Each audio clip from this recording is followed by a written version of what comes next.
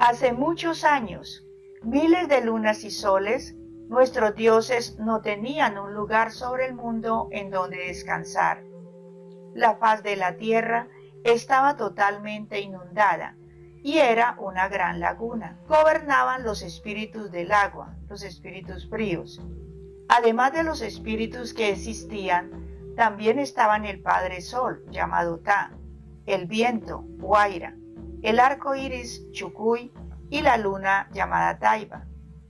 Todos necesitaban un territorio, pero no lo encontraban porque no existía. Era una pelea entre la gente de arriba. Entonces Taiba, viendo el peligro de perder a su laguna, decidió mandar a su regidor llamado Chirí, Río, al que algunos llamaban también Tol, para que se sentara en la orilla a cuidarla. Ta igualmente manda a su regidor llamado Chahué, que es el calor, quien penetró al fondo de la laguna y evaporó parte del agua, convirtiéndola en nubes, llamadas Tolaima, y en hielo, Dul, y otra en lagunas subterráneas. El arco iris se encargó de chupar el agua y los pescados, para llevarlos de un sitio a otro.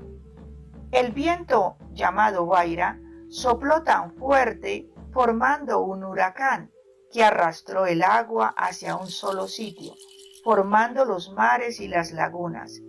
El mismo viento creó muros de contención, quedando así el agua junta con sus espíritus en un solo sitio, apareciendo de esta manera la madre tierra Ima.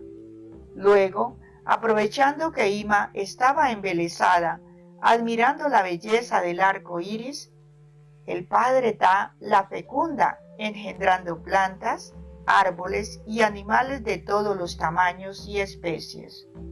Pero los espíritus del agua, los fríos, no estaban contentos y de vez en cuando atacaban a los espíritus calientes. Entonces fue cuando el padre Ta engendró a la madre tierra Ima y apareció el hombre y la mujer, quienes serían los encargados de mantener el equilibrio entre los espíritus calientes y los espíritus fríos, dándoles un espacio al estrato frío Chirí y al calor Chahué.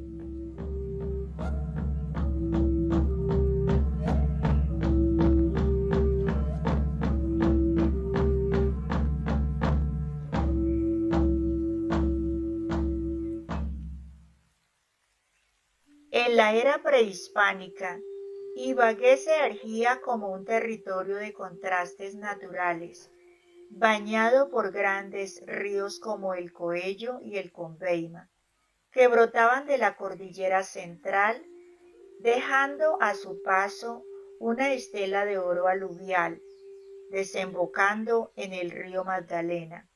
Se desplegaba un abanico de vegetación donde pastos y arbustos se mantenían casi intocados por la mano humana. Mi nombre es Floriberto Cardona Sedano.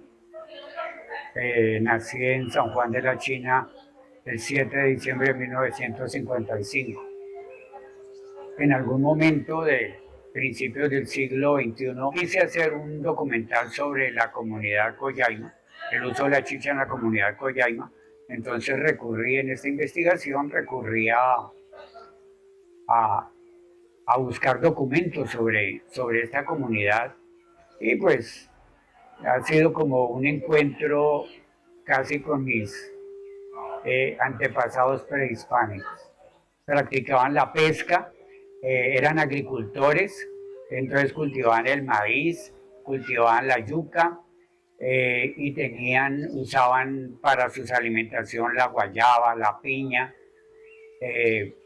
también usaban otra raíz como la racacha, e intercambiaban el algodón con los del altiplano cundiboyacense. Lo que pretendían los españoles eran hacerse ricos inmediatamente, entonces por eso buscaban los tesoros en oro que tenían los indígenas, ¿no?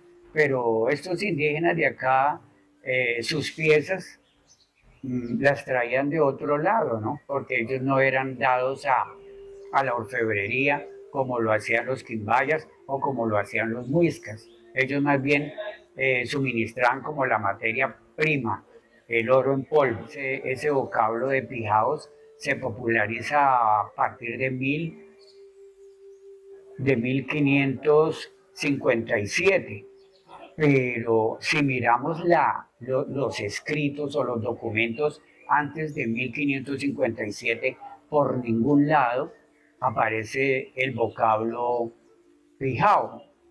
Solo en documentos aparece a partir de 1557 y se le dio el nombre de pijao a los panches rebelados.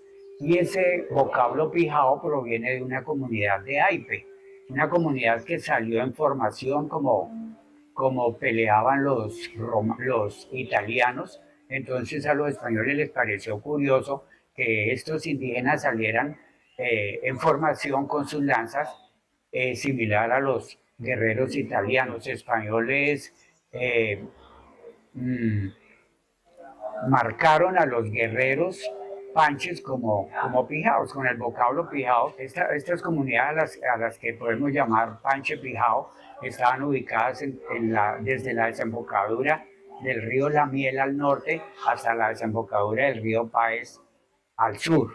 Y tenían como las mismas costumbres, la desnudez total, la deformación corporal, la antropofagia ritual, y sus casas las hacían comunitarias, eran casas muy grandes, vivían en comunidad, casas que llamaban caney, convocaban en los mercados, se convocaban en los mercados, luego del intercambio de los productos y luego de ingerir chicha, entonces se agarraban a pelear y cuando caía alguien muerto, entonces se acababa ahí la pelea y el bando contrario se llevaba a su muerto, que lo cocinaban, ¿no? Lo cocinaban para ingerirlo toda la comunidad, porque creían que si comían carne de un valiente se transmitía esa fuerza, no era como esa costumbre. También acostumbraban a hacer una máscara con la piel del rostro. Entonces así le sucedió a varios españoles en la cuenca del río Totare, que se llamó Cuambaima. Los españoles calcularon 8.000 nativos. Y en 1603, cuando se le pidió a Bocanegra, a Diego de Bocanegra, que hiciera una relación de los combatientes que estaban al sur de la ciudad de Ibagué, él calculó que estos combatientes no pasaban de 2.000 y que pues con sus familias podrían llegar a 8.000, ¿no? A 8.000 regados. La confrontación se da porque estos panches no quisieron aceptar la sumisión, el yugo, como decían los españoles. Sí, ellos decían, no, es que no aceptan el yugo, el dominio, sí, la esclavitud. Los españoles traen una cosmovisión de que ellos tienen un Dios y que ese Dios le dio esas tierras al Papa y que el Papa le dio esas tierras al rey de España y, y cualquiera que se oponga a las reglas del rey de España pues es objeto de confrontaciones. Entonces realmente lo que he encontrado es que la comunidad Otaima, que estaba en la cuenca del río Totare y que aparece tributando para los pobladores de Tocaima, esa comunidad se desplazó de la cuenca del río Totare y se fue a la cuenca del río Cucuana y allí combatió a los españoles. Era la misma comunidad. Y los españoles la consideraban la más combativa, ¿no? De los pijaos, porque luego de que miraron cómo los trataban los españoles, entonces como que se unieron. Entonces por eso se unieron los maitos, los ambeimas, los cacataimas con los otaimas, y eran los que más le hacían guerra a los españoles. Y tardaron como 60 a 70 años para exterminarlos. Eh, para el exterminio pues se unieron los Coyaimas y los Natagaimas y con la ayuda de estas dos comunidades se exterminaron los Pijaos. Y a estas comunidades pues pasaron a ser protegidos del rey y para mitad del siglo XVII habían 400 Coyaimas. Todos los que sobrevivieron se esclavizaron, unos se enviaron a servir de bogas, otros de empleados para funcionarios de Bogotá, o sea, se dispersaron todos los varones. Y pues las chicas esclavizadas sin tener posibilidades de reproducirse. O sea, y ya para mitad del siglo XVII, toda esa comunidad que les sirvió como esclavos a los españoles se extinguió. Solo sobrevivieron los Coyaimas y Natagamas porque estaban protegidos, resguardados por el rey. Por eso sobrevivieron y es la única comunidad como podemos llamar de lengua, de costumbres caribes que sobrevivió en el Valle del Alto Magdalena y que pues lleva la misma información genética. Al cerca de Ibagué usaban 3 caminos para cruzar la cordillera central.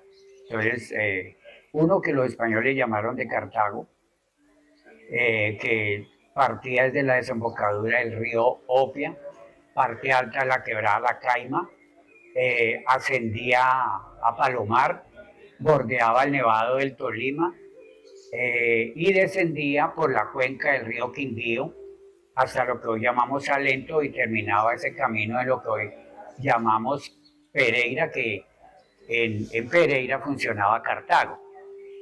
El otro camino, que fue el que se exploró en 1551 por parte de Francisco de Trejo y Melchor de Valdés, el que partía también de la desembocadura del río Opia, cruzaba la planicie, llegaba a Icataima. Icataima se llamaba, este lugar donde hoy está la ciudad de Ibagué, se llamaba Icataima.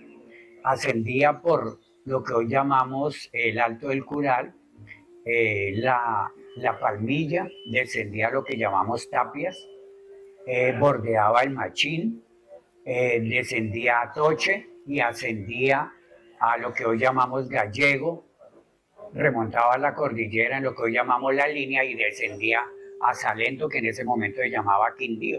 Hay unos topónimos alrededor de Ibagué que los dejó Melchor de Valdés y uno de ellos fue Machín. Cuando Melchor de Valdés cruzó por el camino del Quindío y por esta ruta se encontró con estos termales, con estas aguas calientes, y él para hacerle homenaje a su compañero de combate que le mataron los musos en una pelea, él nombró al volcán como Machín, era Machín de Oñate, y el vocablo es español, Machín es español, es un nombre español. Él también dejó otro topónimo como el río Luisa porque su hija se llamaba Luisa, y dejó el río Alvarado porque su protector fue Pedro de Alvarado, y dejó río Cuello porque su compadre y compañero era Domingo Cuello. Estos raptaban a sus compañeros. Entonces, cuando ya el chico tenía de 13 a 16 años, se hacía el ritual de matar a un prisionero, esos chicos se unían 8 o 10 y iban a buscar sus mujeres y las raptaban y construían su casa, todas la armaban y esa era la familia, por eso todos eran parientes y los españoles se burlaban porque ellos decían todos hermanos, o sea que todos eran familiares y por eso no podían casarse con ninguno. Entonces, a diferencia, pues digo, en otras comunidades que sí estaba lo de pretender a una chica, no, estos la raptaban y pasaban el río Magdalena a nado y traían su chica. o pasaban a la otra cordillera, al otro lado y traían chicas de allá. Y en todos los relatos de las mujeres, de los criados, ellas dicen, no, yo era de tal parte, a mí me trajeron chiquita de tal, a mí me trajeron chiquita. Pues una niña de 12, 13, 14 años. Incluso en estas comunidades siempre los españoles veían que hablaban a veces dos lenguas. Ellos no les importaba, ellos robaban su mujer y tenían dos lenguas. Sí, hablaban la de las chicas que tenían su lengua propia. Y ellos se comunicaban a través de quemas. Sí, ellos tenían sus propios árboles, sus propias plantas para comunicarse. Entonces, dependiendo del humo que saliera, así mismo era el mensaje. Pues estaba el código, codificación de codificación, pues todos sabían que es humo de yarumo, es humo de ese otro matarratón o eso, dependiendo del humo. Entonces, así mismo, convocatoria para la guerra, convocatoria para la fiesta. Está documentado que usaban el humo para comunicar. Cada planta tiene su propio humo cuando se quema. No era fácil, este territorio no era fácil, no era fácil. Entonces ya la persona no funcionaba en la comunidad, entonces una sanadora, las mujeres estaban encargadas de la parte de la sanación, de conocer las plantas para sanar, entonces le daba una aromática con flores moradas. Y nosotros tenemos un dicho que es echarse a morir, sí, que es muy indígena y está relacionada, es de esta área, de esta área. Entonces, ahora no es que vaya a echar a morir o se echó a morir. Entonces ya cuando la persona no tenía fuerzas, se echaba a morir y venía una sanadora y le daba su infusión de aromáticas de flores moradas. Entonces usaba el tabaco, le echaba humo, acostaba al enfermo, le echaba bocanadas de humo y con maracas, o sea, maracas, y cantaba canciones. Todo esto lo asociaron los españoles como cuestiones del demonio. Se convocaban para embriagarse con chicha. Y durante estas fiestas se transmitían oralmente todo su pasado, porque como no tenían escritura, entonces necesitaban transmitirse su pasado. Y a los niños les colocaban el nombre de un árbol y el nombre de un río, entonces para poder tener como la biblioteca, decir Ijuá, pero Ijuá se llama también un lugar y se llama un árbol, ¿sí? Entonces era como esos nombres, ¿no? Siempre los españoles decían, no, se ponen nombres de árboles, de animales, pero realmente era ellos para tratar, no tenían biblioteca, pues qué mejor que conservar, transmitirlo de esa manera. Esta comunidad española que llegó a América eh, era una comunidad feudal, una comunidad de esclavos, esclavistas. Entonces, darle en encomienda a alguien era decirle, bueno, vamos a encomendarle estos 100 indígenas y para convertirlos como esclavos, ¿no? Se convertían quedaban como esclavos para una persona que iba a poblar, ¿no? Digamos, a los pobladores de Ibagué se les dieron encomienda, entonces estos indígenas están obligados a trabajarle a ese encomendero, y el encomendero pues tenía que dar cuentas de esas personas, qué pasa con eso, y lo único que se le exigía era que les tuvieran un cura doctrinero.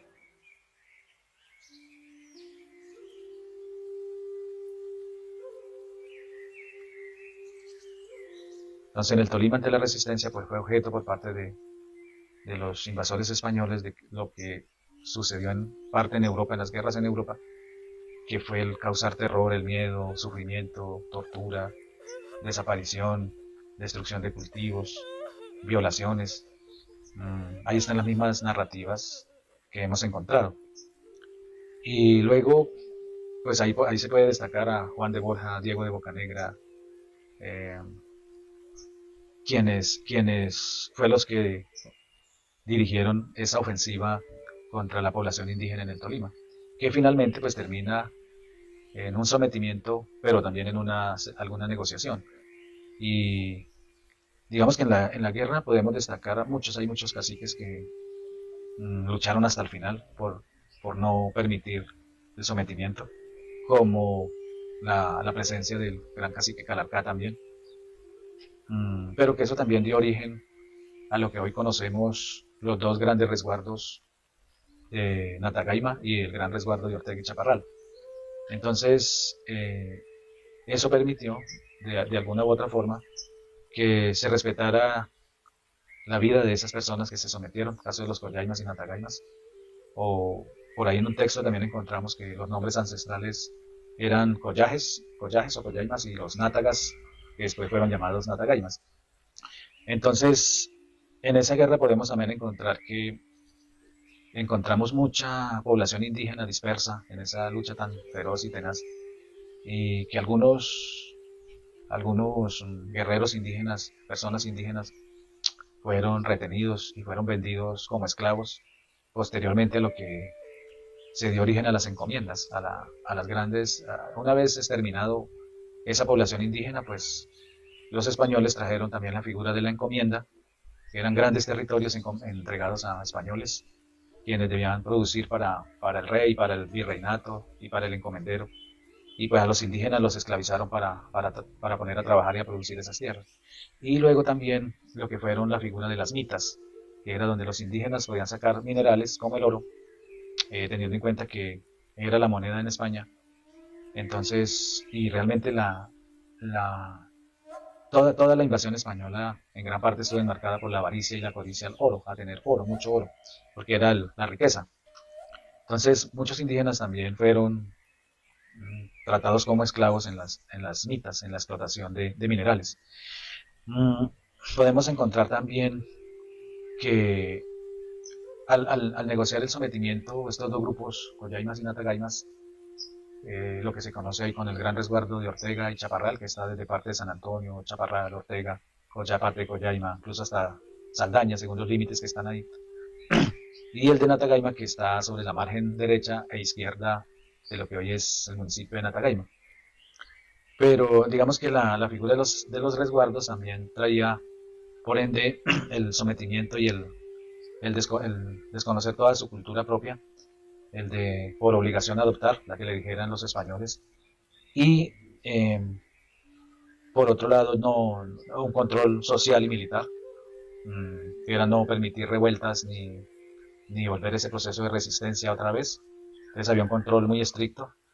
Y por otro lado, digamos que en el caso de los resguardos, pues ahí nosotros encontramos que a esa figura le colocaron lo que fue el cabildo indígena. Entonces esa figura pues fue traída por los españoles, copiada del Cabildo Abierto de España. Aquí lo amoldan con unas figuras totalmente diferentes a las formas de gobierno propio y de administración territorial. En algún momento de la historia, creo que es en el siglo XVI, si no estoy mal, cómo la población indígena es diezmada. Aquí se habla, hemos encontrado también en los textos que la población indígena en el Tolima se calcula en unas 40.000 personas en su momento, ¿no? Cuando llegan los españoles. Y que después de las guerras, la violencia, las enfermedades que trajeron los españoles, se calcula que la población indígena solo quedó entre el 10 y el 20%. Entonces, toda esa situación, digamos, es la que después llega al periodo de independencia, donde la población indígena se une a Bolívar, alguna parte de la población indígena, y ahí es donde se negocian o concertan, más que negociar, se concerta con Bolívar como aspectos fundamentales. Uno, que era la devolución de los territorios ancestrales a los indígenas, a sus propios dueños, que habían sido arrebatados por los españoles. Dos, el no pago de catastro, porque son territorios milenariamente ocupados, y aquí aplica el derecho mayor, que nuestra gente estuvo antes de la creación de los estados, de las naciones. Hablamos de que estos pueblos indígenas, ahora denominados pueblos, nosotros decimos, son naciones indígenas, porque tenían su territorio, su forma de gobierno, de administrar, de sus sistemas de justicia, de regularse. Pero esas eran naciones, que se rompe con la invasión española. Entonces, con Bolívar, digamos, lo que hemos podido encontrar es que se concerta, o los que estuvieron en su momento concertaron con Bolívar eso. Y el otro aspecto fue el no pago de servicio militar, teniendo en cuenta que la población joven había sido muy diezmada, porque fue quien le tocó el enfrentamiento ante el ejército español. Eso, digamos que hasta donde nosotros hemos podido averiguar, no por las contradicciones después de Bolívar y Santander, esos territorios no son devueltos a la población indígena. Por lo menos en el Tolima no hemos encontrado un resguardo o un territorio devuelto por Bolívar, una vez que derrotan a los españoles y los salen de aquí del país y luego llega pues toda esta nueva administración, otra forma de gobierno, nosotros no logramos encontrar un territorio que fuera devuelto, ni siquiera el gran resguardo de Ortega y Chaparral y tampoco el resguardo de Natagaima. Entonces, digamos, haciendo ese recorrido en la historia así muy rápido, pues viene después las guerras civiles en Colombia. Eh, Parte de eso que había sido de los resguardos, recordamos que en un gobierno conservador se emite una ley donde deroga la constitución de los resguardos indígenas y permite lo que es la repartición y venta de los territorios y los resguardos. No tengo la fecha ahora en el momento. Nosotros estamos trabajando esos documentos ya con fechas y con fuentes. Entonces, es más, esas pocas tierras que se habían quedado, que la corona española o el virreinato le entrega, en el caso de los dos grandes resguardos coloniales, esas tierras en las guerras civiles, de liberales y conservadores, pues son arrebatadas por personas que llegan de otras regiones. Esa parte, por ejemplo, sí los abuelos nuestros, en mi caso, mi abuela nos contaba cómo es que llegaron gente armada de otros municipios, de otras regiones. Eh, Mi abuela nos contaba que allá esas tierras no tenían cerca. Cada uno tomaba una parte de lo necesario para trabajar, para comer, para tener sus animales. Y luego las tierras más fértiles, en el caso nuestro, por ejemplo, y casi en todas partes, las tierras buenas que llamamos fértiles son las que son tomadas violentamente por esos grupos armados. Entonces, luego pues aparecen en la construcción de ese estado primario de Colombia, podemos ver que aparecen las escrituras públicas, lo que eso de las encomiendas que dio origen a las grandes haciendas, pues ahora está en contraposición con lo que se conoce de los dos resguardos coloniales. Entonces digamos que en ese periodo de tiempo tan tenaz, nuestros mayores sí nos cuentan que les tocó aguantar mucha hambre, violencia por estos grupos armados y otros les tocó salir, migrar para otras regiones del país, por eso es que encontramos gente del Tolima en otras regiones del país, en el Putumayo, encontramos hasta en el Baupés, en la costa, porque les tocó salir para salvaguardar sus vidas. Entonces, digamos que quien retoma un poco esa lucha indígena, pues es Manuel Quintín Lame.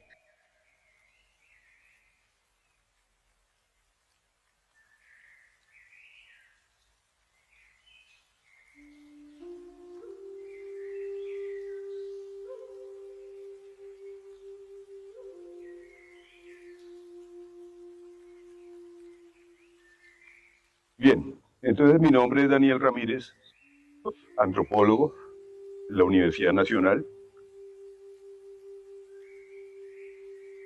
nativo de este pueblo de Ibagué, y desde que recuerdo que comenzaba a salía por los alrededores de mi casa.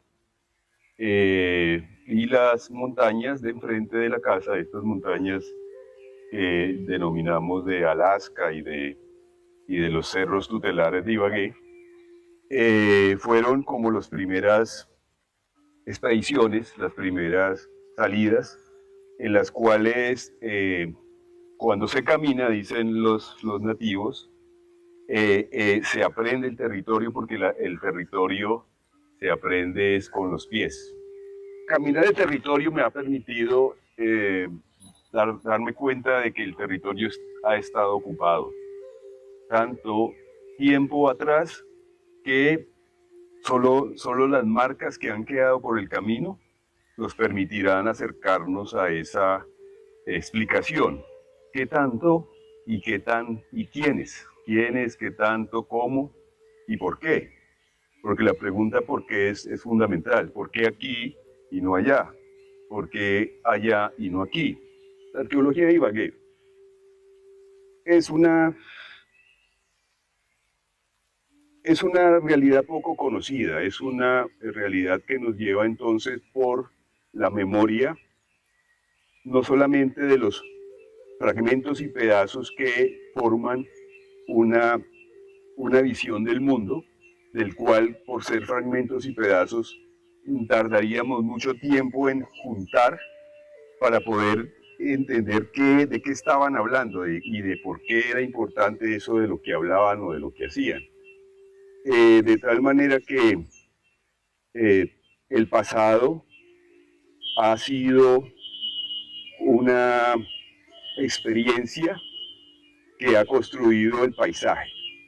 Este paisaje que uno ve de esta manera y que ha sido reocupado por las diferentes colonizaciones, desde las colonizaciones antiguas, de otros pueblos nativos que se movían y que se movieron y que se siguen moviendo por el territorio, hasta hoy en día, después de procesos de colonización o de colonialismo y de república que nos han llevado, digamos, hasta este momento. Es un esfuerzo muy difícil de abordar en un contexto tan precario como el de nuestra institucionalidad educativa. Porque yo recuerdo que cuando estaba en la escuela, cuando se hablaba de la historia de los pueblos nativos, se hacían 1 o 2 clases. Y los siguientes 10 años de la educación eran hablarnos de Europa, de las características del mundo europeo, de la cultura europea, de la ciencia europea, del saber europeo, y lo nuestro era despreciable. Finalmente había que esconderlo, había que denigrar de él y nunca recordarlo, porque para qué traer esas cosas acá si ya sabemos que no son buenas. Entonces lo que tenemos en nuestra cabeza es una deformación enorme. Por eso, por esa mala educación, porque no sabemos nada, porque lo que sabemos es puro prejuicio, que eran esto, que eran aquello, que el pene largo, que el cuerpo así, que las costumbres así, y parece coherente, parece como si fuese algo que fuera consistente, pero si lo examinamos con detenimiento vemos que son puros retazos pegados de una manera muy tosca. No hay una hilación de un discurso de la propiedad de esas gentes que ocuparon el territorio, ni de los sitios mismos donde estuvieron, ni las cosas que practicaron en ellos, y cómo pensaban el amanecer y cómo pensaban el anochecer y cómo se morían y cómo nacían y cómo se casaban y cómo se amaban y cómo comían, etcétera, etcétera. Cosas que son las realmente importantes. Entonces este es un espacio que está fundamentalmente armado, estructurado por una cosmología. O sea, el territorio no es sino está pensado. Y pensar el territorio es un ordenamiento. Como las cosas en su devenir son, entre comillas, caóticas, o sea, aparentemente no están en relación, sino que están ahí, ¿sí? Están ahí palpitando, están ahí siendo. Entonces lo que hacen los seres cuando se ubican, cuando se establecen, cuando dicen aquí es porque entonces tienen una cosmogonía en la cabeza y dicen este lugar tiene las características de visibilidad, de visibilización, o sea, puedo ver a otros y puedo ser visto también desde lejos. Puedo tener un control, esa palabra no me gusta, pero puedo tener una relación, mejor, una relación con los seres que pueblan ese entorno, plantas, animales, que son constructores también de hábitats. Toda cosmogonía es una representación del mundo. Entonces, en nuestro caso, la cosmogonía está dividida en planos, como hablábamos ayer, pero hay un palo central que atraviesa los diferentes niveles. Hay un nivel donde estamos nosotros, los indios, los seres vivos, las montañas, los vegetales, y otros niveles, 2 niveles hacia abajo, uno salado y uno dulce, y 4 niveles hacia arriba, que tienen que ver con las nubes, con la luna, que tienen que ver con las estrellas fijas y el sol. Esa relación entre arriba y abajo es una relación lógica, etiológica, en términos de que determina la salud y la enfermedad, las relaciones con el entorno. ¿Dónde están los dueños por donde sale el sol? ¿Cómo se llaman? El jaguar. ¿Dónde están los dueños por donde el sol desaparece, el mico? Y en el inframundo, entonces, así como está el jaguar allá en el oriente, en el inframundo, entonces, inmediatamente debajo de los pies del jaguar está el yacaré, el caimán, que es el dueño. Mientras el puma es el dueño del territorio, desde el oriente, de donde nace el sol, es el sol, el jaguar. El yacaré es la versión del jaguar, pero en el agua. Es el dueño del mundo y del inframundo, con otros seres, las lagartijas, los que salen volando a esta hora en la tarde, y las serpientes. Mientras que en la parte de arriba están los seres alados, el águila, en uno de esos niveles también se encuentra la luna, el sol. Y hay plantas frías, hay plantas calientes. Las enfermedades frías se tratan con plantas calientes, las enfermedades calientes se tratan con plantas frías. Los hombres somos calientes, las mujeres son frías, entonces tenemos que juntarnos para entregarnos ni mucho calor ni mucho frío, tiene que haber equilibrio. La salud es el equilibrio.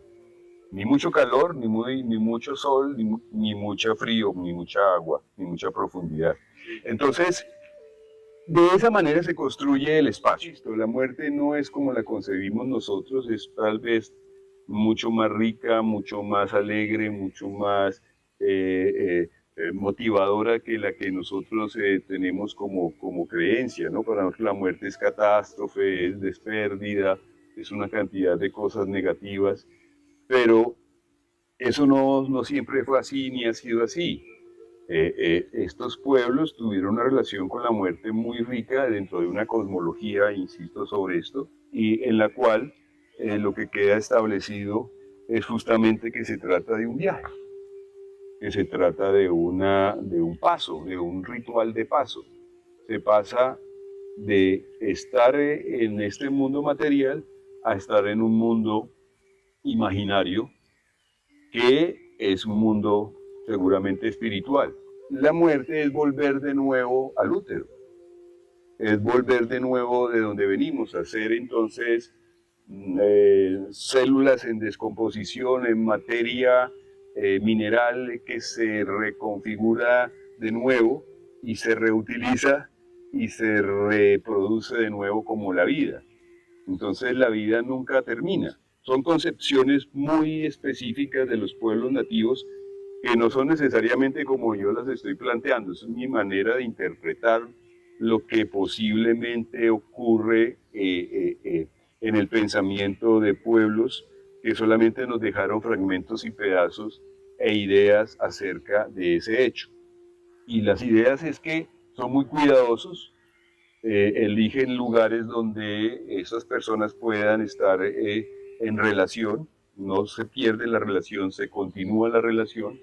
Entonces se entierran en sitios altos, en sitios que tengan buen drenaje, en condiciones que permitan que pasados 2000, 5000, 10.000 años nos encontremos allí todavía en esa posición como las dejaron, como encapsulados. Es decir, cuando excavamos una tumba estamos abriendo una cápsula del tiempo.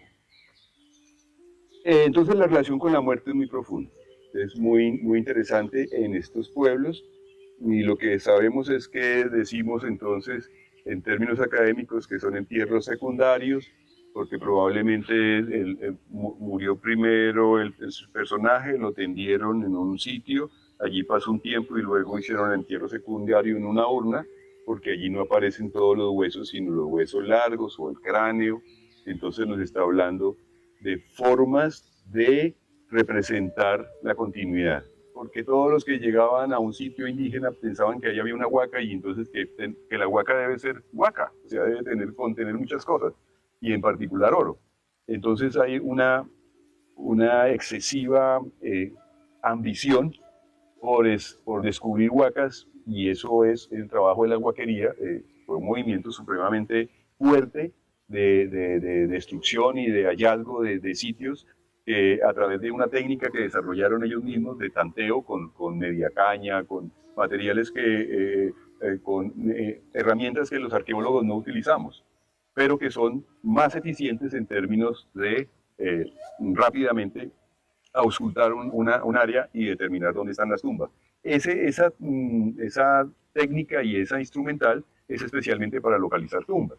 El huaquero no está interesado en describir un asentamiento o una piedra tallada o una piedra pintada o un objeto orfebre. Lo que le interesa es fundamentalmente cuánto puede valer. Hay una anécdota en este texto de Bolaños, de la retórica de la colonial, de la conquista del pueblo Pijao, en el que cuando el cacique Chaguala es tomado preso por el ejército conquistador, allí estaba presente el señor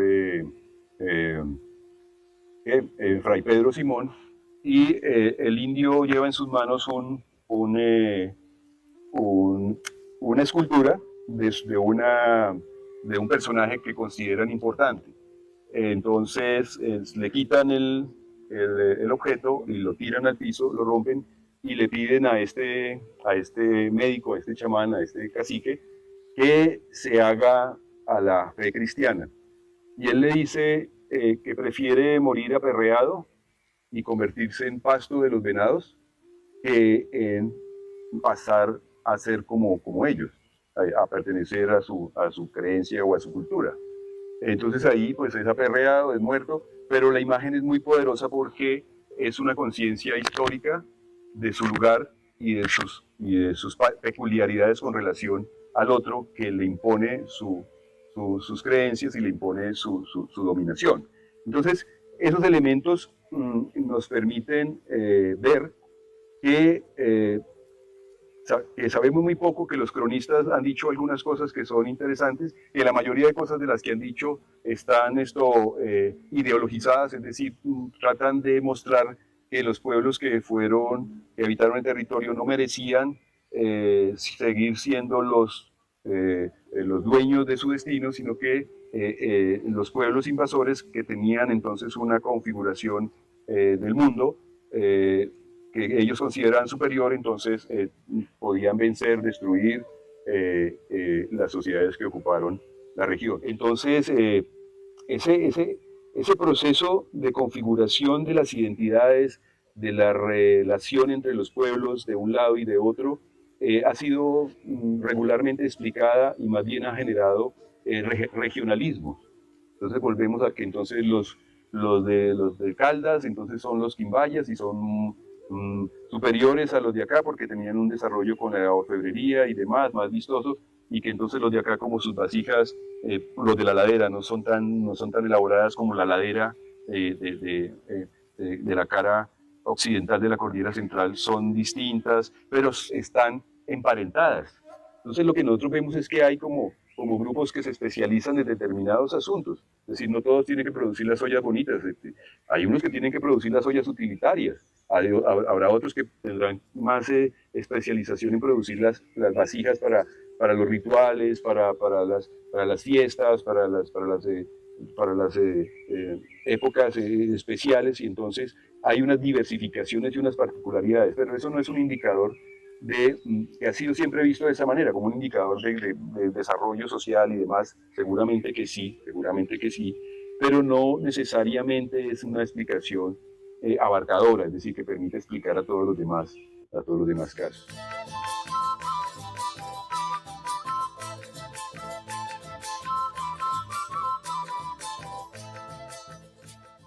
Según la historia, lo que escucha uno es que esto era el nombre de una cacique, a una indígena, a una india que llamaba Cataima. Y anteriormente Cataima era, donde es Cataimita era Cataima. Y aquí era Cataima, entonces después cambiaron el nombre porque Cataima era más grande. Entonces por eso quedó Cataima y Cataimita. Bueno, acá tenemos, acá en esta parte, pues era una casita antigua, donde vivieron los antiguos, y pues se oían los comentarios de que acá hay un entierro, Y pues yo estaba muy pequeño cuando una vez venía buscando una yeguita como a las 6 de la mañana. O sea, yo venía por este camino, incluso estaba hasta lloviendo. Cuando yo llegué acá a esta parte, y cuando yo vi un pollito rojito, rojito, y yo me agachaba, mandarle la mano a cogerlo y él no se me ariscaba y llegó y se me metió en un hierberito. Y ahí se me quedó. Entonces, pues uno pequeño pues no sabía de eso ni conocía. Y ya después comentando con la gente fue que me dijeron que era que había un entierro y que varios habían visto ese pollito. No sé si todavía estará o ya se volaría. La parte donde se fue la guacala, es decir, un entierro grande.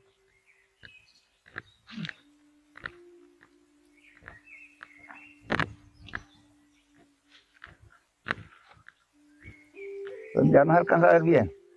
O sea, allí en aquella parte era otra habitación, incluso había hasta una molienda, era un trapiche de moler caña, y pues había una mata de guauda que allá todavía se alcanza a ver una retoños de la matica de guauda, donde había un entierro, y eso pues tuvieron mucha gente escarbándola y buscándola, pero no fue posible. Y en una época pues nosotros éramos los dueños de esta finca aquí hacia abajo.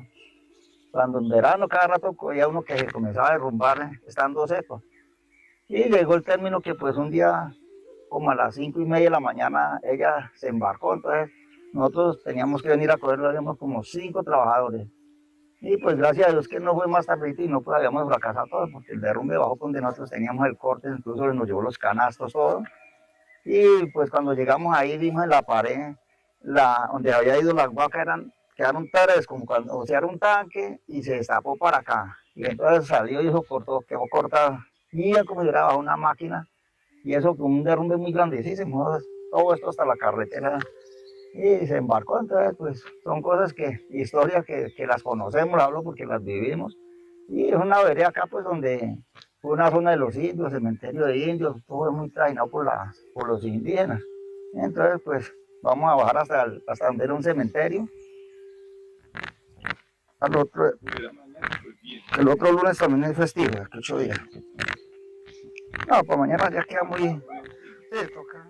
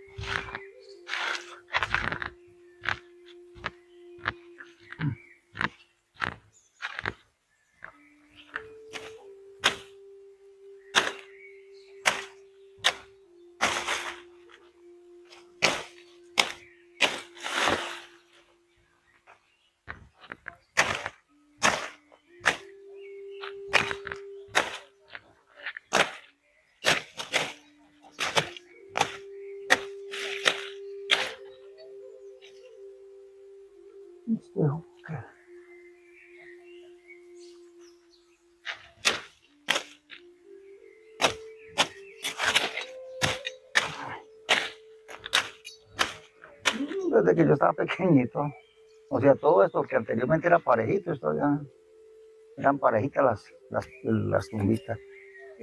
Sino que mucha gente las han sacado, se han llevado las piedras, por escarbar las guacas, los entierros. Entonces, pues hasta ahora no, mire que no he escuchado que alguien haya sacado algo.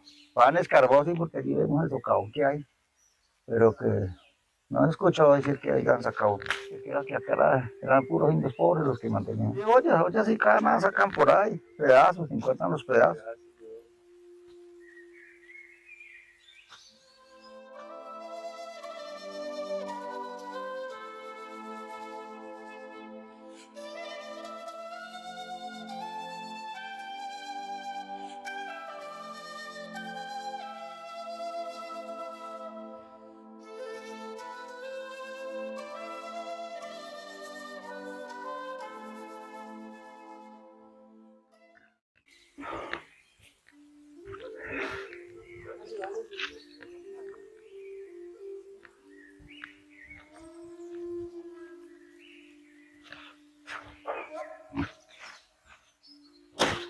¿Por qué no me echa el perro otra vez?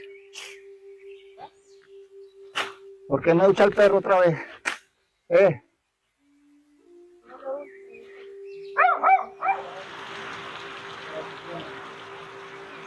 nombre es Ernei Aguilar Blandón. Acá donde estábamos se llama Cataimita, vereda Vidal Tapias. Bueno, sí, eso acá era un cementerio de indios. Había muchos indios, pero no sé qué tribu había acá. Encontré esto, he encontrado piedras, las he movido, las he toteado para hacer la casa, algunas cosas. Y todavía asustan, todavía sé dónde hay un tesoro porque asustan, o sea, sale una persona y se muestra, pero no se pierde donde uno es un poco más o menos sabe. Y acá el propietario de esta finca sacó algunas veces, sacó una olla grande, llena, dice que era de tierra, pero según eso como que tenía oro. Ella es pequeña, toda vestida de blanco, no se le ve la cara, se le ve una persona, un buzo blanco, y se ve por el camino por donde va. Es como un hombre, no se ve bien, no. O sea, sale en tiempos, no precisamente en Semana Santa, cualquier tiempo sale y se esconde hasta donde. Una persona me dijo que, o sea, sabía mucho de eso y me dijo, ahí hay un tesoro grande, ahí hay un tesoro o algo porque ahí se siente como el brigor o sea, algo que llama ahí, algo que cuando yo llegué acá, yo tenía 7 años, no había casa acá en este lugar, no había mucha habitación ni carreteras. Todavía estaban las tumbas de los indios. Eran piedras paradas a los lados, bonitas. Pero ya el propietario de esta finca ya había sacado algunas tumbas. Y a mí me prohibieron también, o sea, también, o sea, yo me gusta mucho esto de buscar, hallar, buscar. Y a mí me prohibieron, dijeron que no volviera más a sacar, que era prohibido. Entonces, cuando ya fui comprando, le dije, no, pues que esto yo lo compré yo y puedo hacer con mi lote lo que yo quiera. Entonces yo fui sacando poco a poco, pero nunca he encontrado nada. Veo una piedra, la levanto, miro por debajo, miro a ver qué puedo sacar, miro a ver qué es lo que hay, pero no he podido. Y muchas veces a los alrededores dicen, allá hay huacas porque allá donde usted, para bajito, para arriba, para pasar parte, sale algunas luces.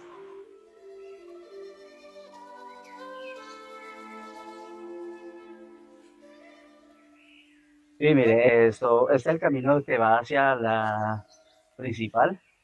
Y aquí se ve una persona que viene de blanco, vas hasta ese lugar y a ver si de pronto, pues, no sé, a mí siempre me sale y a ver si de pronto lo puedo mirar o qué hay de acá, otros tesoros.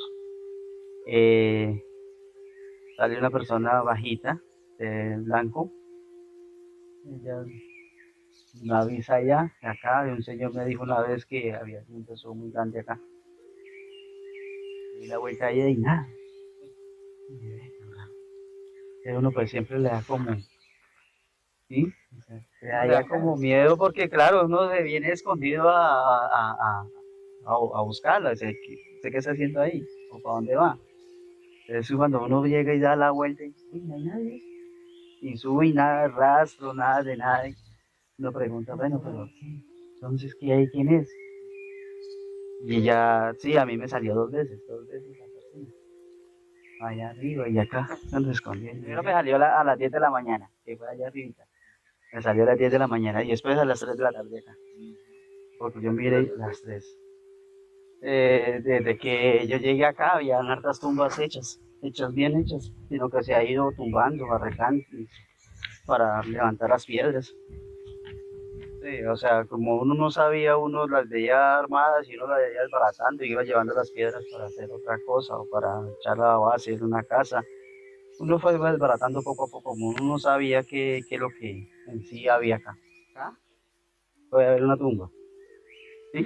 Está así, así y así y así. Pueden haber 3 piedras grandes acá, como esas. Estas piedras las he sacado yo, desde que bajó la máquina las he sacado yo. Me prohibieron la guaqueada porque dicen que es que de pronto me hago rico, bueno, no sé. Pero aquí me prohibieron. Sí, esas piedras son pesadísimas. Esta la saqué el día que bajó la máquina por acá, la saqué. Estas son de acá, las que tengo arriba también. Puede ver así así y así. Y por lo regular, debajo de siempre de cada tumba se encuentra una piedra como esta, como de pequeña. O sea, por lo regular siempre se encuentra, pero no sé de ahí para abajo qué más se encuentra. Aquí esta no le he podido levantar, le metí barre por debajo y no le he podido levantar. No, hacia abajo.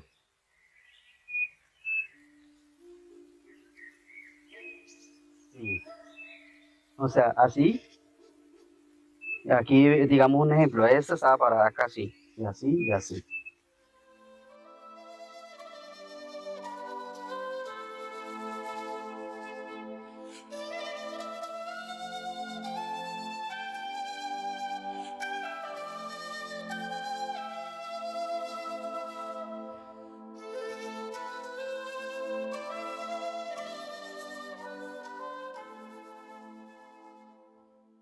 O bajamos otra vez, porque ese no te cuenta mucho la historia. Sí, yo estaba acá. Acá cuando uno llegaba a esa parte, asustaban mucho.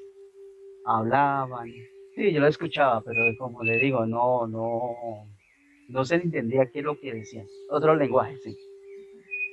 Hacia la parte de abajo, había una vez una señora y mi mamá, y a ellos les salieron unas gallinas eh, con unos pollitos y todos eran amarillos. También salieron unos marranitos y la señora le decía a mi mamá, camine, camine, vamos a cogerlas, camine, vamos a cogerlas. Porque ella sí sabía, mi mamá era inocente y ella sí sabía qué era. Y ellos iban a cogerlas y no podían cogerlas.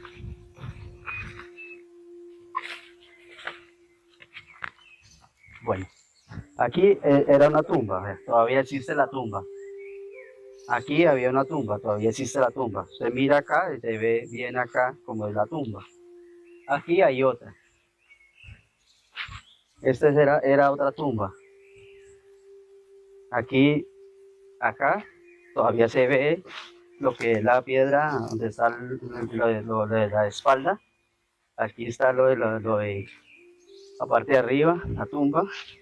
Aquí bajaba la otra y aquí cuadraba. Esta todavía es una tumba normal. Así como está allá, estaba acá. Acá, como está acá, estaba allá.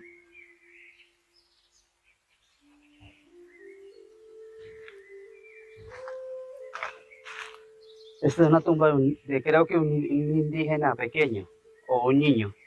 Ya esa es la tumba de un indio grande, porque bajaba hasta acá, así como está ahí, así, así como está ahí. Y allí había otra.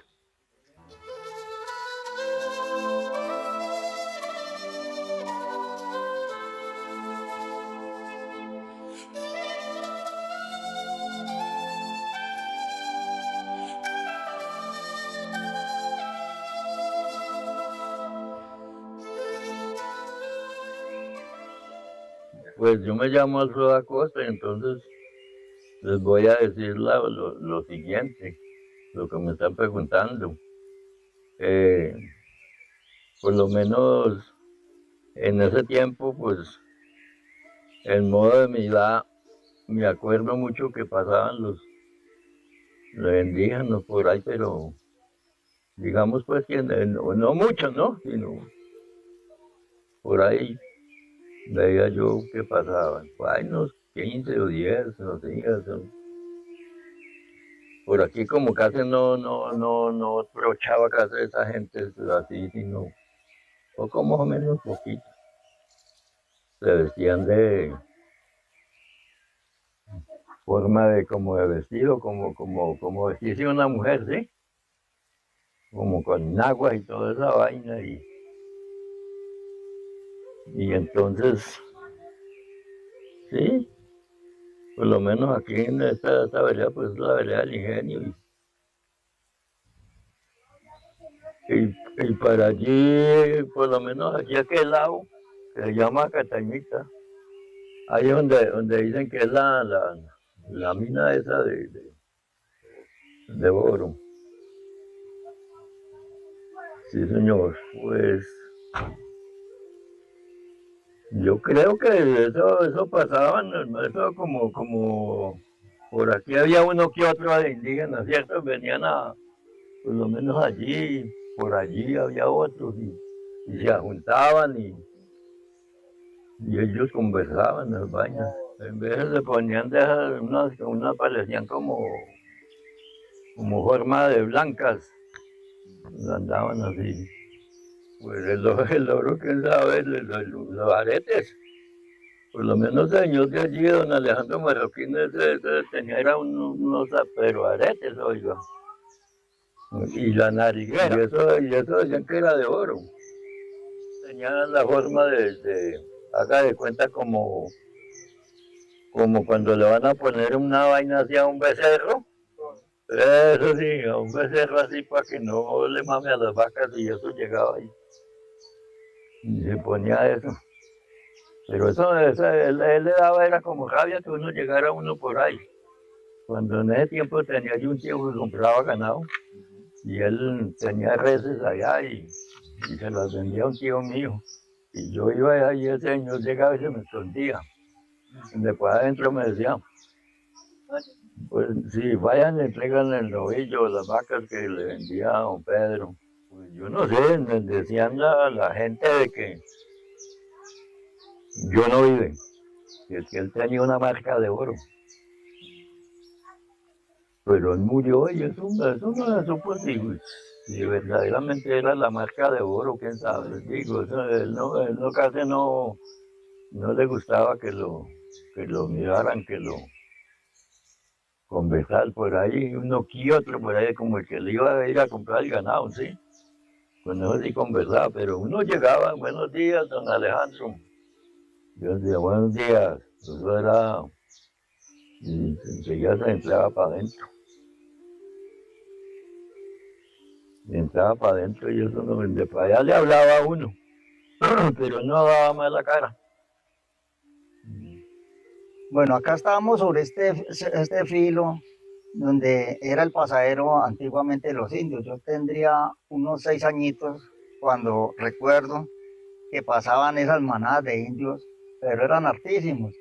Y nos tocaba, los ancianos, la gente antigua les tocaba estar pendiente porque eso, donde pasaban se llevaban lo que encontraban, gallinas, ropa, o sea, todos esos eran, entonces eso es como una recordatoria que tengo. Resulta que como de acá de Ibagué, pues salía el camino para el Quindío, entonces este era el pasadero y acá por este filo se subían.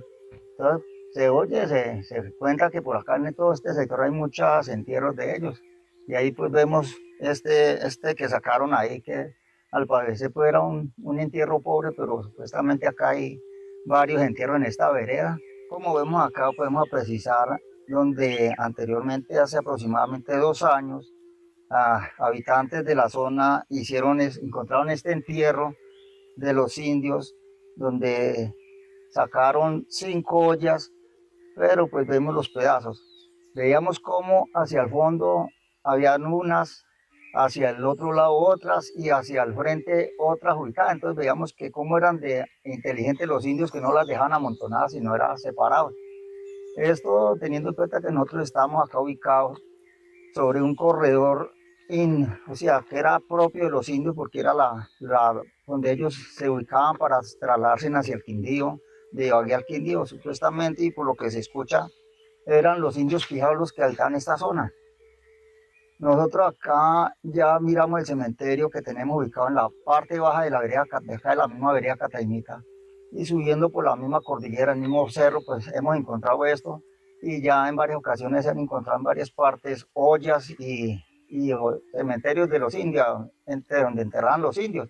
Esto debido a que este es el corredor donde se transitaba de Ibagué y de otros departamentos hacia el Quindío, hacia el Camino Nacional. Aquí seguimos subiendo hacia arriba, encontramos el camino bolivariano, que era el camino nacional. Entonces, por eso nosotros decimos que esto es de los indios, porque ellos eran los que andaban este corredor.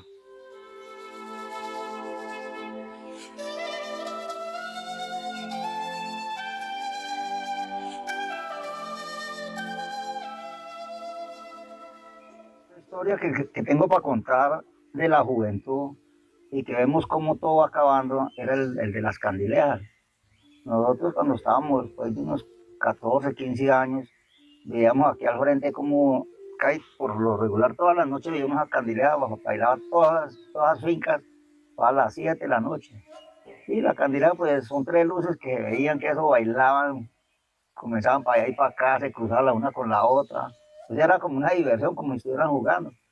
Y eso llegaban hasta una parte y se desaparecían cuando le vemos que salían en otra parte, porque ellas como que saltaban a otros potreros, porque todos los más eran potreros. Entonces, pues son cosas que para la juventud, para los que no lo conocieron, son como desconocidas, pero nosotros que las vivimos y las conocimos, queremos que esto quede como una historia, que no se pierda la tradición.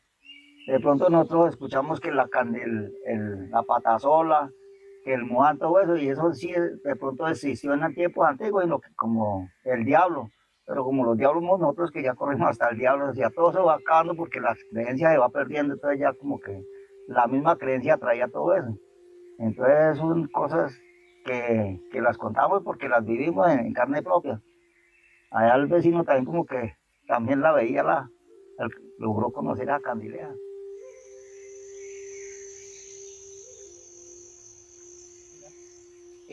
Lo que decía acá el compañero, sí, yo también vi la Candileja y le preguntaba a mi mamá por qué eran esas luces, ¿sí? Y ella nos decía que era la abuela con los 2 nietos, que por eso era que salía y andaba. Entonces, pues, cuando quieran les cuento hartas historias, pero ahorita no más. Pues la Candileja sí se ve por ahí en varias partes, por allá, no sé si todo. Pues eso se ve para las Semanas Santas. ¿Usted ahora poco la ha visto, no? Sí, ahora. Yo la vi una vez allá peleando allá. ¿Esa es la Candileja o es la...? Candileja la que Esa es la que pelean sí, eso. Sí, señor. Sí. Pelean o bailan. No bailan, ni pelean, ni...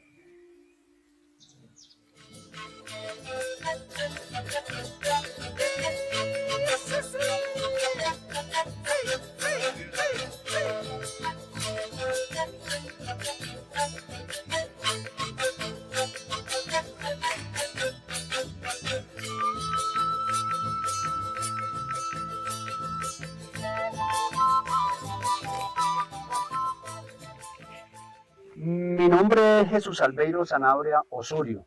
Vivo aquí en esta finca de nombre Campamento. Aquí hemos encontrado muchos hallazgos de que hubo habitantes indígenas aquí en la región, porque hemos encontrado ollas, en una ocasión se encontraron 1 o 2 tumbas indígenas, y finalmente ya hace unos 3 años me di a la tarea de rescatar algo importante, y es los molinos que los indígenas utilizaron, como este, por ejemplo, este ya más grande, aquí a mi derecha hay otra, y esta pequeña que quizá pues de tanto utilizarla, pues se deterioró y se rompió. Aquí se cuenta la historia de tribus indígenas que eran una combinación entre Ijaos y parte del cacique Calarcá. O sea, era como una mezcla que había, pero no eran exactamente pijados. Yo quiero decirles, donde estamos nosotros haciendo esta toma, se llama Tapias. Donde nosotros estamos ubicados, especialmente en esta finca, hacia la parte de la montaña, o sea, hacia el Cerro Las Huacas, se dice que los indígenas que habitaron la región en este lugar, ellos, cuando el volcán temblaba, se dice que ellos le echaban la culpa al Cerro de las Huacas. Por lo tanto, cada que temblaba, ellos iban a ofrecer sus rituales a ese sitio. Y es común ir a la parte del piedemonte del Cerro de las Huacas e encontrar piedras labradas, piedras grandes donde aparentemente ellos hacían sus sacrificios. No sabemos qué tipo de sacrificios, pero lo importante es que ellos, para calmar la ira, según los indígenas, para calmar la ira del cerro, iban a hacer sus sacrificios. Lo importante es que la tribu de indígenas, o sea, esa familia de tapíes que habitaron la región, fueron desplazadas hacia la región de Salento. Ya allí se distribuyó, se perdió la familia y luego de ahí pasan a Calarcá, según el estudio que se ha hecho de historia. Ya en Calarcá, Salento y otros municipios del Quindío, ya se pierde esa familia y hasta ahí el recuento de lo que es la familia de los Tapíes. Y en cuanto a las tumbas de los indígenas, las que nosotros encontramos, las encontramos vacías. Y se dice que ellos pues eran los que más eran afortunados, los más de rango, o sea, la casta más altica era la que lograban enterrar en esas bóvedas, en esas tumbas de piedra, que era una laja grande en el piso y dos largas y la tapaban así y otra por encima. De esa manera nosotros las descubrimos. Pero no había nada, ni huesos, o sea, ni restos humanos, ni nada. Lo contrario de las ollas que encontramos aquí dentro de la finca, sí encontramos una olla demasiado grande, muy grande, tanto que a mí me daba al pecho la olla y logramos sacarle 3 costales de esos 3 rayas que habían antiguamente llenos de tierra y era demasiado pesada. Y estaba tapada con otra. ¿Qué había ahí? Solo tierra. ¿Por qué tierra? No lo sabemos. Dicen que era ahora, no lo supimos porque definitivamente nosotros no aprovechamos nada de esto. Frente donde yo estoy, cerca de la mata de Guadua, encontramos 2 ollas, esos sí estaban con restos humanos. ¿Sí? Estaba el esqueleto ahí, no encontramos calavera. O sea, se dice que a los más pobres los cogían, los descuartizaban y los enterraban ahí. Y a su lado de pronto, no en esta región, pero sí en la región de Cajamarca, Naime, se encontraron ollas donde tenían huesos de humano y alrededor había otra botija, otra ollita más pequeña con chicha de maíz, que para que, según la creencia de ellos, el difunto que estaba ahí pudiera tomarse su sorbito de chicha. Se encontraron varias ollas con eso. Aquí no, sencillamente se han encontrado con huesos o con tierra nada más. ¿De por qué lo hacían ellos? Decían que la región era porque los indígenas que vivieron en la región no eran tan suficientemente ricos, digamos. Entonces por eso no se han encontrado como riquezas en las ollas ni nada. Quizás las riquezas estén a un lado, no las hemos podido encontrar, nadie las ha descubierto. Eso nosotros lo dejamos cuando vivíamos acá, que la casa paterna era ahí, se dejó y eso se fue deteriorando porque nunca le pusimos cuidado a eso. La olla se nos dañó porque nunca sabíamos cómo conservar la olla, de qué manera hacerla, que había que envolverla en periódico, que no había que dejarla al aire, que bueno, había que hacerle un proceso. Nosotros lo dejamos contra la pared y una tarde de sol llegó y se abrió, no quedó.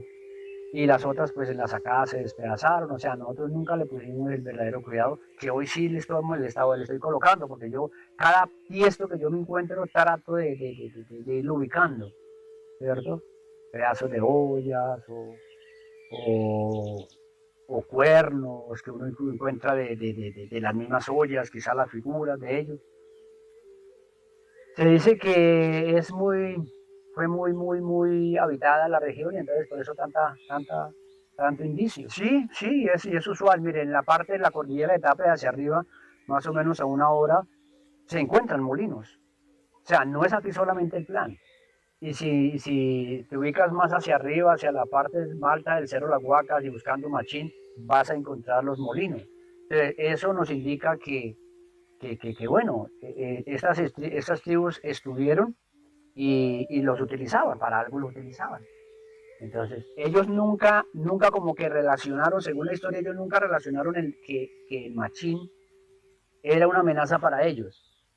Relacionaron más el Cerro Las Huacas, porque como este era el asentamiento y el Machín era solo paso obligado para ellos de ir de aquí del Tolima hacia el Quindío, entonces pues como que no lo relacionaron mucho.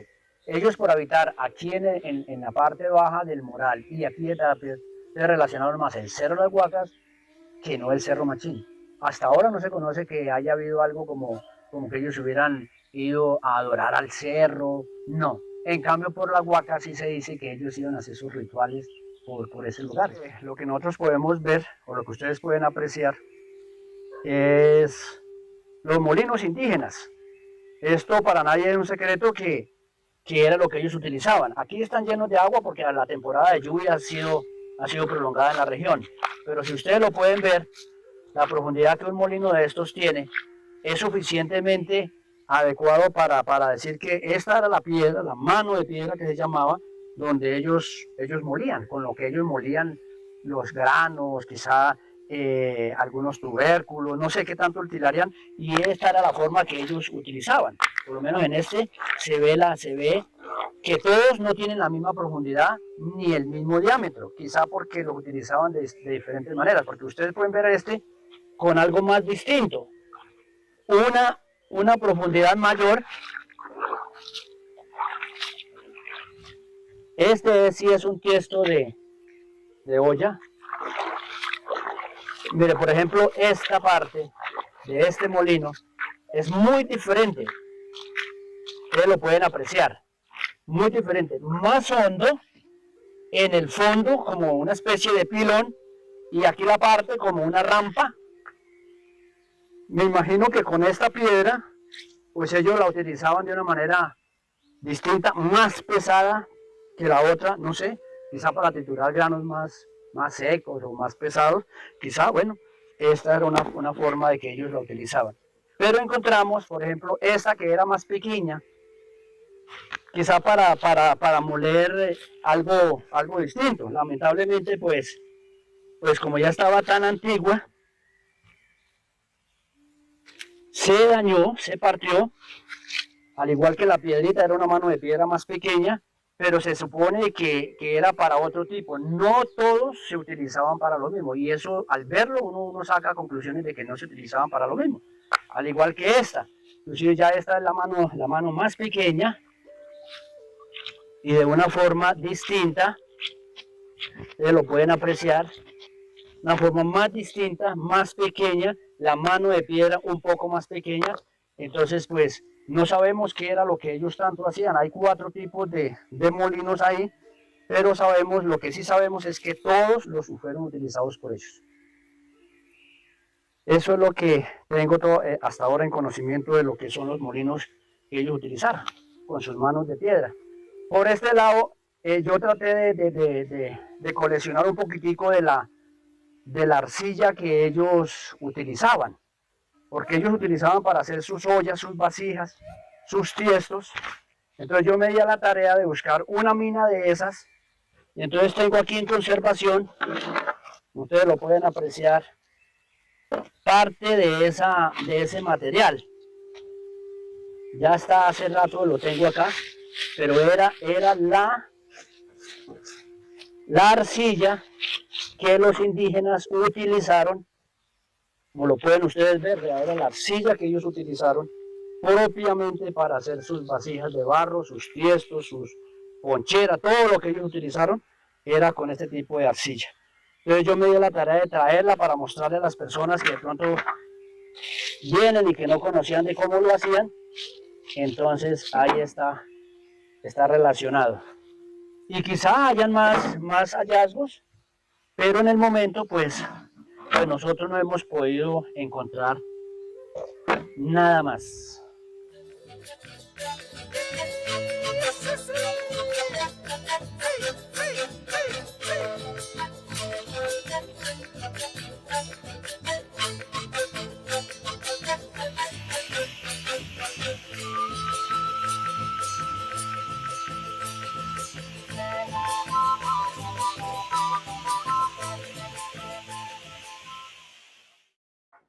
Muy buenas tardes, mi nombre es Ricardo Giraldo, soy presidente de la Junta de Acción Comunal de la vereda Cuello San Juan, más nombrada como aquí en el Cerro Volcán Machín.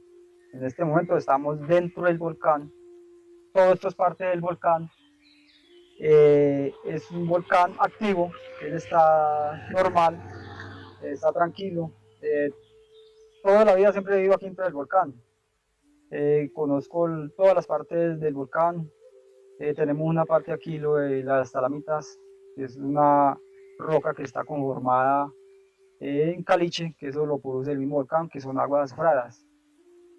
Otra parte que tenemos parte del cráter del volcán, que es a la parte de aquí donde estamos, la parte de atrás, Eso más o menos tiene de diámetro 2.2 kilómetros cuando él hizo erupción el volcán, hace más de 870 años. Tenemos también lo que es Puente Tierra, son termales del mismo volcán, tenemos estalamitas y tenemos estalactitas en la parte baja. Y ya como tal por aquí de lo que nos han contado nosotros de los indígenas que estuvieron en este territorio, las Tochas y las Dulimas. Hicieron un recorrido en todo este sector y entonces ellos también ahí se encuentran piedras que ellos tallaban el maíz para hacer las arepas. Son piedras encombadas, son piedras muy rústicas, muy pesadas. Entonces eso es lo que se puede ver acá en nuestro territorio. Y ya como tal lo de los entierros, pues la gente nos cuentan, acá arriba en la finca hay inclusivamente hay unos huecos, pero que supuestamente hacían huecos para sacar los entierros. Pero en ningún momento nos contaron que hayan sacado ollas, algo así, cráneos. No nos comentaron de eso. De pronto sí que escuchaban como ruidos, que en vez en las peñas bajaban como monedas, que escuchaban que bajan monedas. Y eso son cosas como que lo asustan a uno cuando pasaban por el lado del camino. Para la parte baja también cuando yo estudié una cierta ocasión, cuando yo era niño que estudiaba más o menos tenía unos 12, 15 años, algo así. En la parte del frente de la escuela había un plan, en esas pasó un camión y entonces fragmentó la tierra y había un hueco. Entonces ahí encontramos una olla de barro, estaba el cráneo del indio, tenía parte de la olla de barro, tenía tierra, arena molida, como cuando uno en la inocencia no sabía que era oro. Entonces nosotros lo que hicimos fue botarlo, entonces no supimos que eso era oro. Y en eso también el cráneo tenía unas bolsas de dulces, porque ellos se enterraban con dulces para ellos alimentarse. Ellos pensaban que iban a sobrevivir ahí. Ellos como que le corrían a los españoles para que no lo fueran a coger con el oro. Y entonces ahí estaba el cráneo, tenía parte de los dedos, de la columna, había lo de los brazos, y pues no estaba como tan completo. No sé qué se hizo el resto de cráneo, porque lo teníamos en la escuela como monumento. Entonces no sé qué pasó más de ahí. Y ya por acá, ya cuando pues, ya nos comentan que o sea, este es camino bolivariano. Por aquí pasó Simón Bolívar. Eso la historia nos las contaba. Inclusive ese que vaya a ser camino bolivariano. El camino pasaba por acá. Acá ya se pierde el camino porque ya le metieron carretera. Acá arriba llega a la finca nosotros, se baja en toda la finca, baja abajo en la parte baja de San Juan y se llega a Tochi y ya Tochi a Salem. Es camino bolivariano. Y aún todavía está el camino. Acá arriba todavía hay una entrada. Acá donde dice Machín 1, ahí entra hacia el camino bolivariano y vuelve y sale la carretera. Yo me llamo Marco Tulio Urueña, soy de la familia Urueña, bueno, y tengo más o menos 80 años de edad. Y yo nací en este territorio, nací, aquí me quedé y aquí estoy. He viajado y he andado, ¿no? Pero vuelvo acá. Y de pronto aquí moriré porque el anhelo mío no es salir por otra parte, morir aquí, porque me amaño en este territorio, tierra buena, y tierra que uno conoce, buena gente y todas las cosas así. Entonces tiene que estar en ese lugar. No, pues los indios lo único que debo decir es eso, que vivieron, que andaron y que vivieron aquí en Colombia, natales de Colombia, pero lo único que les digo es que por aquí, mira, aquí, esa finca que ustedes ven ahí, hay más allá, por ahí tiene mucho plan, no tiene mucho plan. Y por ahí he andado yo y donde yo he encontrado que la gente escarban y encuentran las piedras donde se sepultaron los indios. Se sepultaron los indios, porque eran natales, eran de acá, ellos mismos se enterraban. Ellos hacían el hoyo, le estaba contando a él, poner una piedra por debajo y una piedra por cada lado y se tapaban con una piedra por encima y ahí morían. Y unos se sepultaban con ollas dice que de chicha, ¿no? Maíz molido, maíz curado para hacer chicha. Dice que se tomaban mucho eso. Se enterraban con eso, pensando que de pronto iban a vivir mucho tiempo. Y mentira que se morían porque cómo salían de ahí, la persecución bien brava, cómo salían de ahí. Y entonces la gente han encontrado las ollas con chicha ahí han encontrado ollas con chicha ahí, otros han encontrado las ollas vacías, otros han encontrado ollas con ollas grandes llenas de arena, ollas de arena, no han encontrado ollas de arena pero llenas.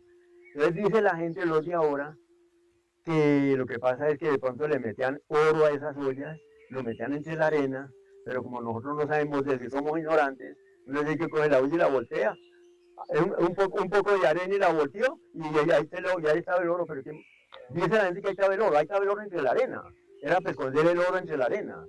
Pero llega la gente como yo y ve la olla y se ilusiona, pero que un poco de tierra y botémosla.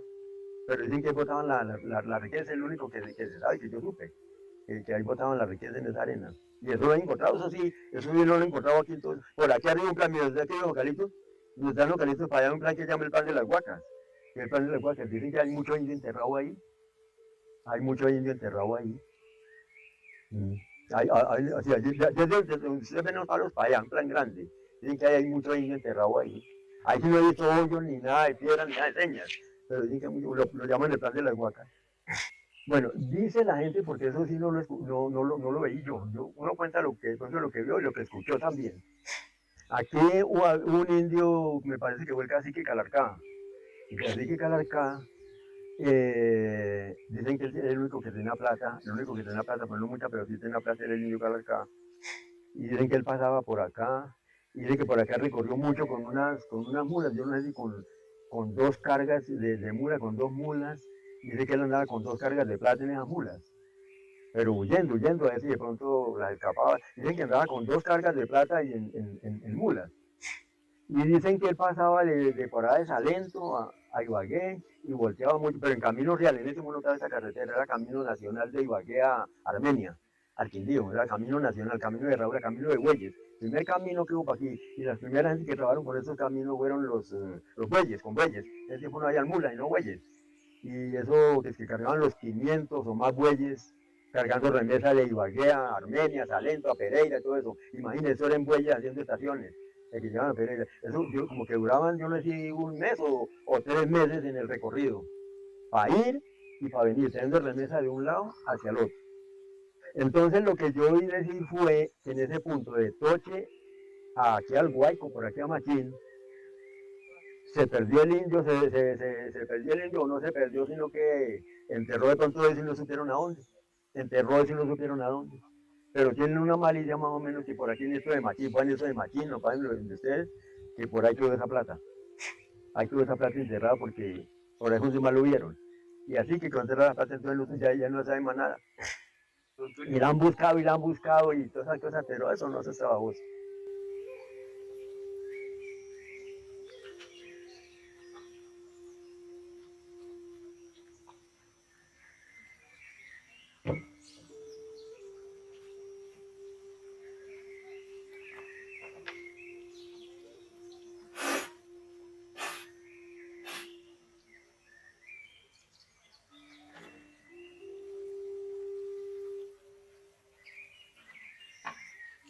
Mi nombre es Hugo Alberto Peñuela Santa, pertenezco al resguardo San Antonio de Calarma, municipio de San Antonio Tolima.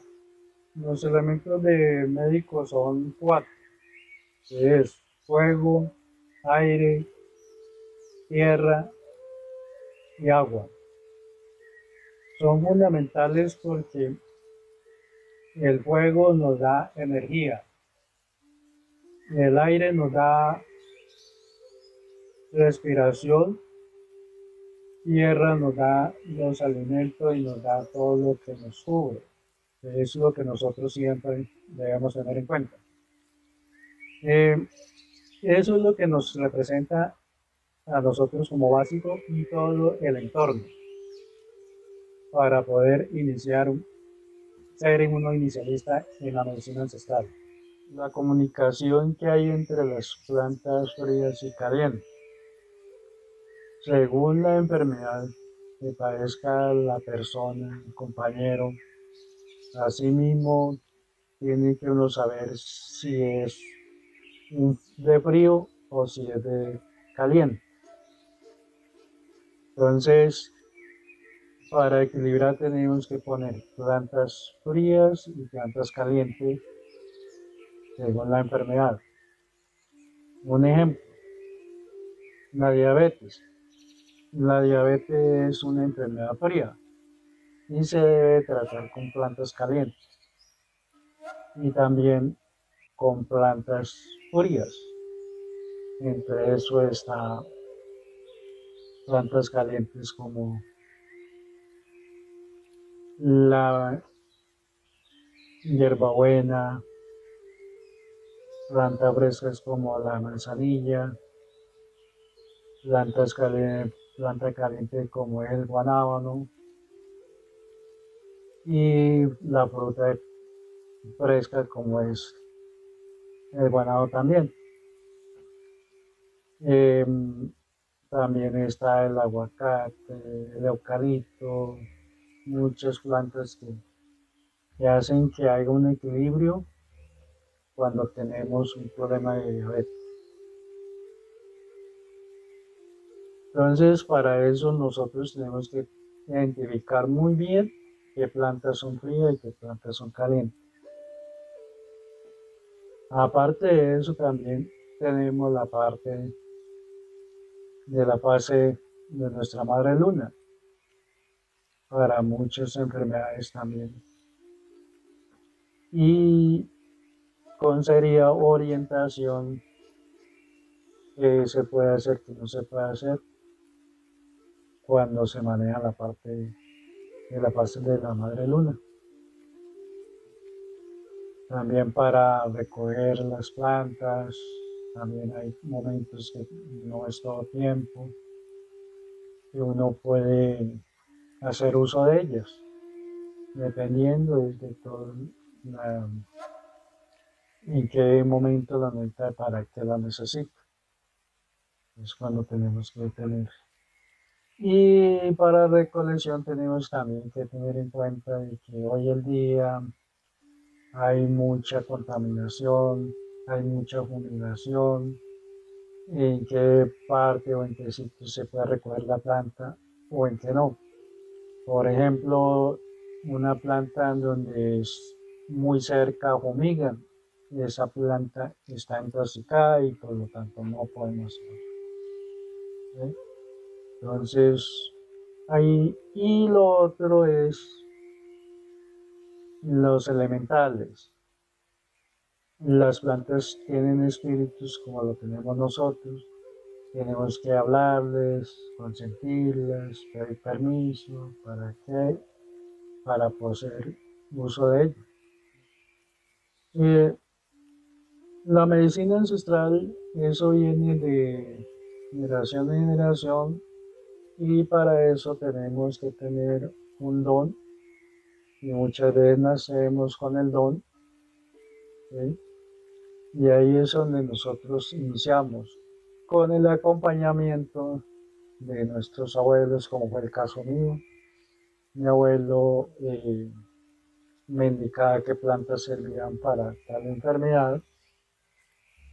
Y hasta en una ocasión me alcanzó a decir que él sabía mucho de palabras del dialecto fijado, pero que no lo pronunciaban porque tenía el temor de que todavía existiera que aquellas personas que hablaban el dialecto fijado les cortaban la lengua, pero eso fue como la persona, en el caso mío, mi abuelo. Él se llamaba Leopoldo Peñuela y que él me orientó en este inicio como médico ancestral. Y transcurso del tiempo, pues dentro del resguardo de San Antonio de Calarma, en este momento han existido 6 médicos ancestrales, de los cuales hoy en día está la compañera que está en el municipio de San Antonio, que es de mi resguardo, y otro compañero que es de mi resguardo que está en el municipio de Chaparral, y mi persona que me encuentro aquí en Ibagué, y 3 médicos que ya se fueron, que fue el compañero José dos Santos Torre, Benjamín Villalba y Alba Yate, y ellos eran médicos.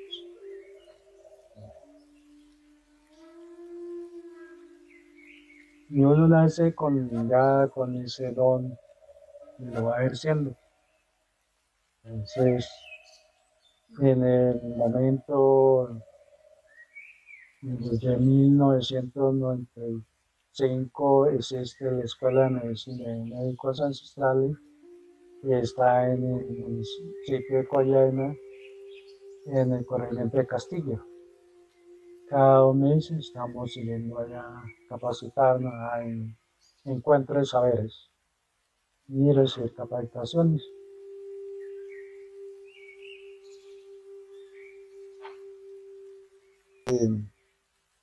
La parte occidental nos está como acorralando en lo que tiene que ver con medicina ancestral, que ha sido muy difícil y que hoy en día hay herramienta jurídica para demostrar la capacidad que tenemos en medicina ancestral, pero que ha ido avanzando y que nosotros no nos debemos de dejar hacia la parte occidental, sino a la parte nuestra, fortalecer la medicina ancestral con los huertos medicinales, con sobandería, partería, para que nuestra cultura no desaparezca y que nosotros tomemos conciencia de lo que tenemos, las riquezas que tenemos en nuestro territorio y en nuestros pensamientos como pueblo pijao. Mi nombre es Fernando Sarta, soy el coordinador del Tribunal Superior Indígena, pero también soy médico ancestral de la comunidad indígena Tolaima del municipio de Ibagué. Comunidad que fue conformada en su mayoría con personas que fueron desplazadas por problemas del conflicto y problemas también, digámosle, ambientales del suroriente y suroccidente del Tolima. Acá me encuentro en compañía de uno de mis más grandes compañeros de lucha y es nuestro padre y nuestro abuelo Tabaco. Es el que nos permite armonizar la palabra, es los que nos permite que tengamos más fluidez. Con relación a las comunidades indígenas del municipio de Ibagué, en su mayoría se conforman con compañeros que han venido de otras comunidades, de otros municipios. Nosotros sabemos perfectamente de que en la mayoría de indígenas del municipio de Ibagué, pues los que habitaban en el tiempo de la invasión española en Ibagué, fueron exterminados. Solamente quedó un pequeño reducto en Coello, en un lugar que se llama Las Salinas, donde llevaban los esclavos o los indígenas que caían prisioneros de los españoles a trabajar como esclavos en la mina de sal. Por eso la mayoría de comunidades, las 7 comunidades están conformadas con indígenas que han llegado de otros territorios, de otros municipios del sur del Tolima, y con campesinos que, pues como la palabra la dice, son indígenas campesinos que se organizaron en varias comunidades. Con respecto a nuestra ancestralidad, con respecto a nuestra cultura, a nuestra cosmogonía, a nuestra cosmovisión, nosotros como pueblo, pues no me gusta la terminología fijado porque fue un nombre impuesto por los españoles, ¿no? Un nombre despectivo que nos dieron. La cosmovisión de nosotros es completamente diferente, ¿cierto? Nosotros creemos en la muerte, pero también creemos en la vida, ¿cierto? Y sabemos que la vida y la muerte están unidas. La muerte es trascender, no es el término donde uno termina y se acaba, como lo quiso hacer ver la cultura occidental. La cultura occidental siempre nos ha dicho de que nosotros nos morimos, nos entierran y que tenemos que esperar a que venga yo no sé quién para decirnos para dónde coge cada uno. En la cosmovisión indígena no. nosotros trascendemos. Nosotros después de la muerte es solamente un paso más de la vida, porque lo que genera vida es la muerte, ¿cierto? Y debido a eso, pues todo lo que nos rodeaba a nosotros cambió, desde el pensamiento como indígena hasta la forma de vida. Y eso es lo que nosotros tenemos que recuperar. Por eso, de los mandatos que tenemos a nivel del pueblo indígena es volver a las raíces, la recuperación de nuestra ancestralidad. En Ibagué, debido a la occidentalización, hemos ido perdiendo mucha parte de nuestra cultura, de algo tan elemental como es la medicina tradicional. A nosotros una persona nos ve con un tabaco en la mano y dice que es brujería, cuando para nosotros es lo más sagrado que hay. Para nosotros, el abuelo tabaco es el centro de nuestra cultura, en compañía de la coca y el aguardiente, porque es lo que simboliza los elementales. Digámoslo, el catolicismo, que fueron los que vinieron a invadirnos, estigmatizó toda la sabiduría ancestral.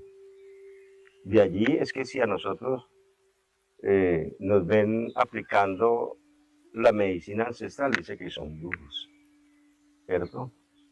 Cuando ellos sabían perfectamente de que eso era un conocimiento y que nosotros estábamos mucho más avanzados que Europa y que Asia. Y de ahí que nosotros decimos que nosotros como médicos ancestrales no curamos, ¿no? Ni las plantas tampoco. La parte física no cura. Y en cura es la parte espiritual, o lo que nosotros llamamos elementales. Son los que llegan a curar. Y de allí nos crearon entre los mitos y las famosas leyendas y sacaron un poconón de cuentos de que el Moán era algo maligno, de que el Poira era algo maligno, y para nosotros simplemente son unos espíritus, unos dioses que acompañan y que cuidan la naturaleza y que nos dan una lección a nosotros también, ¿cierto? Por eso es que nosotros siempre que vamos a alguna parte tenemos que pedir permiso, porque a nadie les gusta que invaden sus territorios, que invaden sus casas, los extraños, sin pedir permiso. Por eso nosotros cuando vamos a un río nos toca pedir permiso, ¿no? Ya sea para bañarnos, ya sea para pescar. Si vamos a un monte tenemos que pedir permiso a los espíritus para que nos permitan cazar o para que nos permitan transitar dentro de esos elementales que existen allí, dentro de esos espíritus. Entonces, a nosotros se estigmatizaron y todo lo que nosotros hacíamos era malo, ¿no? Para poderle meter en el cerebro a la gente que la única verdad y que el único Dios que existía eran lo que ellos decían. Y lo que nosotros aplicamos es una medicina, ¿cierto? Y esas medicinas, en su esencia, tienen que ser desde lo espiritual, ¿no? Desde cuando uno pierde la confianza y la fe en uno mismo, es cuando comienza el desequilibrio.